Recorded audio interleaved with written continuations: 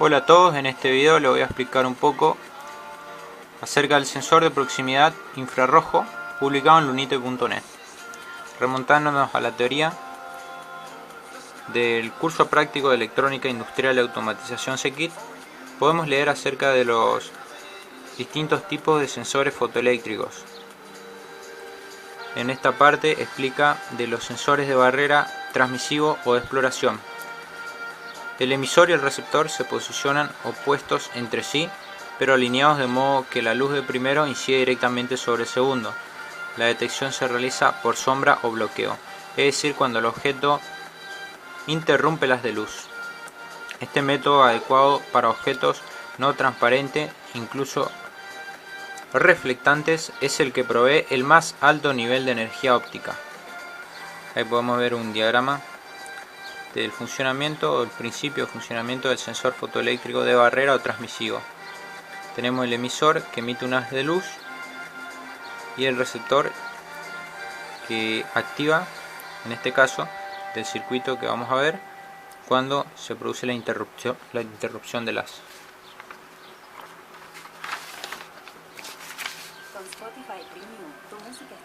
Los sensores de barrera tienen un largo alcance y toleran la contaminación de los lentes por polvo, humo, etc. Se utilizan principalmente para las detecciones de objetos pequeños, el posicionamiento preciso de piezas y el conteo de partes. Su principal desventaja es que el emisor y el receptor deben conectarse independientemente. Bueno, como explica, la fuente de alimentación se conectan independientemente. En este caso también utilizan distintos niveles de tensión. Para el receptor utiliza 6,5 voltios, ya que el circuito integrado del receptor infrarrojo trabaja como límite de esa tensión, y el emisor trabaja con 9 voltios. El circuito integrado 555 está funcionando en modo astable, es decir, como oscilador. Bueno, pasemos a ver el circuito. Este es el circuito emisor. En este caso R1 lo reemplacé por un resistor variable o un potenciómetro para comprobar los alcances con los distintos valores, pero ahora está en 2 kΩ.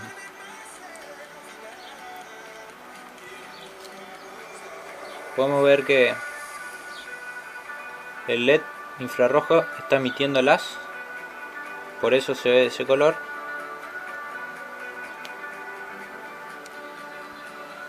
Y están alineados, por lo tanto el receptor recibe el haz del emisor. Acerco un poco más para que se note más. En este caso el receptor no se enciende el LED porque está recibiendo el haz, pero al interrumpir por un objeto externo se enciende, porque ya el receptor deja de recibir el haz que emite el emisor.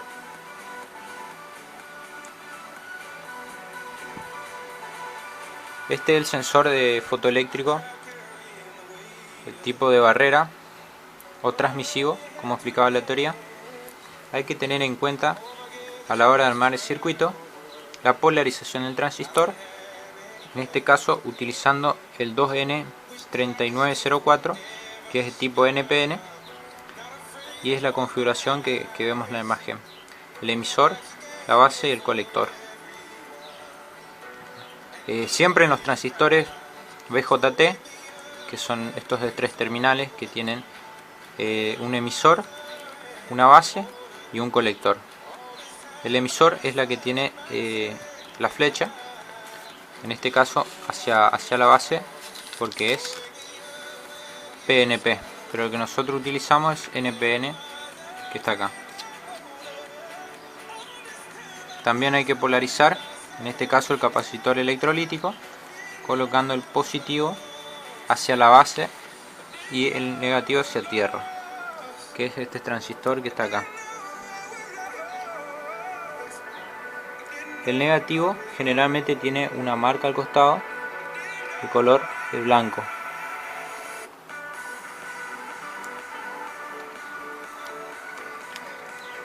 El positivo está conectado a la base del transistor. También vemos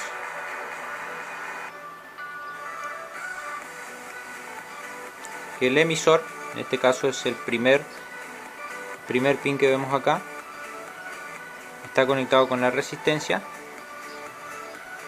y va al LED, que es lo que vemos en esta parte del circuito. El emisor va conectado a la resistencia y al LED. La base tiene la conexión al capacitor y hacia el pin 1 del receptor. El pin 1 que vemos ahí con el cable verde está conectado a la base, que es la del medio, en el 48,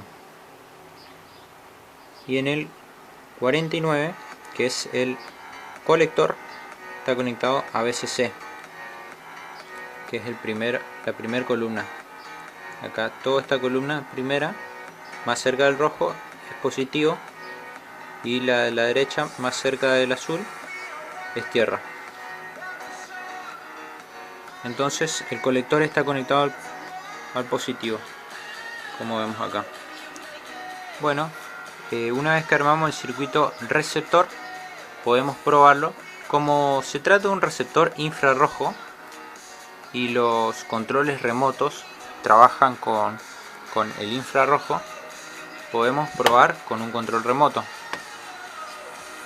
Primero desconectamos el emisor, así no interrumpe. Vemos que está activado porque ya no recibe más el haz del emisor, ya se ha apagado.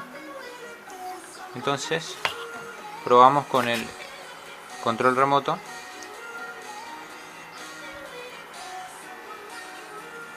Vemos que está emitiendo el haz infrarrojo, por lo tanto recibe el receptor y se activa la carga.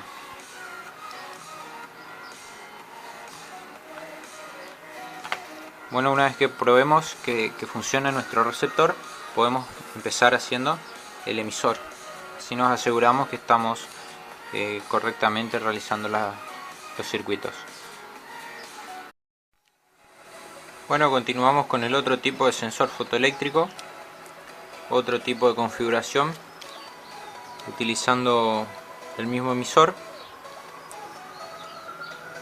Remontándonos de nuevo a la teoría, podemos leer que dice: otro método es la utilización de un retroreflector formado en su interior por miles de espejos prismáticos diminutos que proceden el haz de luz enviada por el emisor y lo devuelven rotado 90 grados al receptor.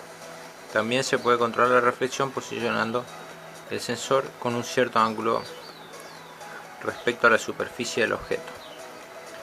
Bueno, este es un tipo del retroreflector que es similar al que utilizamos, pero verdaderamente el que utilizamos es el difuso o autorreflex, en donde el transmisor y el receptor están hospedados en la misma cápsula. En este caso no necesariamente, como lo hacemos nosotros, puede tener una cierta distancia y orientarlos y posicionarlos como a nosotros nos convenga. La posición del objeto se detecta cuando el mismo se coloca en línea con el haz del transmisor y la luz, al incidir, se dispersa, retornando una parte de ella al receptor, es decir, que se refleja. Por tanto, operan por luz o reflejo. El haz se refleja por un objeto externo y llega en menor medida al receptor. Este método es el más conveniente desde el punto de vista de la instalación, puesto que la detección se realiza de un solo lado, sin necesidad de un reflector. Esto comparando con el que habíamos leído primero, ya no se necesita ningún espejo prismático ni nada por el estilo, nada más se necesita el emisor, el receptor y posicionarlo. El objeto externo es el que se encarga de reflejar el haz. Lo importante es que el objeto sea suficientemente reflectivo, tenga un gran área de dispersión y cualquier superficie de fondo del mismo sea reflectivo, o si lo es, cualquier superficie del fondo del mismo no sea reflectivo, o si lo es, esté por lo menos a 3 veces la distancia en el detector y el objeto. Su alcance es corto y no se recomienda para objetos pequeños ni ambientes contaminados. Bueno, acá habla de que no tiene mucho alcance, de que tienen que ser reflectivos los objetos y no se puede utilizar en ambientes contaminados, es decir, que tiene que tener un espacio o un rango de trabajo para que no dé falsos positivos. Procedemos con el mismo circuito emisor, que es el oscilador estable. Ahora, una cuestión a tener en cuenta es que la frecuencia de trabajo va a incidir muy importantemente en la distancia que vamos a lograr activar. Por ejemplo, ahí sigue activado. Voy a levantar un poco más.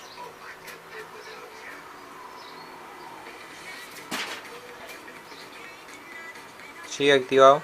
Tiene más o menos 30 centímetros de altura. Ahí ya no incide más. Volvemos a acercar.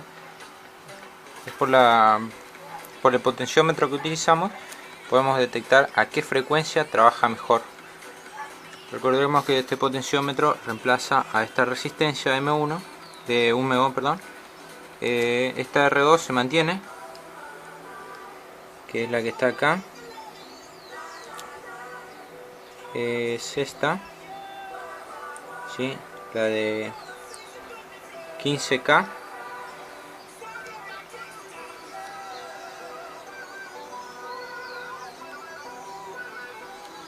Ahora vamos a variar el potenciómetro. Vemos que ella no detecta. Volvemos a buscar el valor. Y ahí volvió a la configuración original. Un dato también a tener en cuenta es que la resistencia del diodo emisor se puede disminuir de valor más o menos a 60 ohm para que tenga mayor intensidad. Como bien decía la teoría, tiene menor alcance, ya que el haz debe rebotar y en eso se dispersa y no llega con la misma potencia óptica que lo hacía en el sensor de barrera, como explicaba, que era el que aprovechaba la mayor potencia del emisor. En este caso hay dos resistencias en paralelo que tienen un valor de 60 entre las dos, 60 ohm. Bueno, como en el circuito anterior, desconectamos el emisor y primero armamos el receptor y podemos probarlo con un control remoto que esté funcionando el receptor. Entonces ya nos aseguramos que el circuito receptor está funcionando correctamente. Otra cosa es orientar el receptor para que al colocar el objeto, este haga reflejo del haz y reciba de la mejor manera el receptor, cosa que no sucedería si lo ubicamos en esta posición. ¿Por qué? Porque el haz tiene menor ángulo de recepción, en este caso el receptor. Creo que es unos 60 grados desde el eje horizontal. Bueno, entonces este capacitor, recordemos que ya no va, ya no es de 10 microfaradios, sino que es de 470 microfaradios y la configuración se mantiene. Este capacitor también va desde el emisor y no desde la base, como sucedía en el otro tipo de configuración utilizando el 2N3904, que es el capacitor que tenemos ahí. Ahí podemos ver que 49, 48, en el 47 está conectado el positivo del capacitor, que es, si vemos la configuración acá, a la pata 1. La pata 1 es esta, al emisor. El 47, que es positivo, está conectado al emisor. Como vemos acá, el positivo está conectado al emisor. La base, que es el siguiente, el 2, en este caso el 48, está conectado al 1 del receptor por el cable verde, y también el colector está a VCC, se mantiene como en el circuito anterior. Bueno, eso es todo. Una cosa importante de nuevo recalcar, a tener en cuenta, es la frecuencia a la que va a trabajar el oscilador estable. Por lo tanto, conviene mejor colocar un potenciómetro para ir verificando con cuál valor tenemos mayores distancias. Primeramente, probar el circuito receptor, así luego pasamos al circuito emisor y nos quitamos problemas de encima.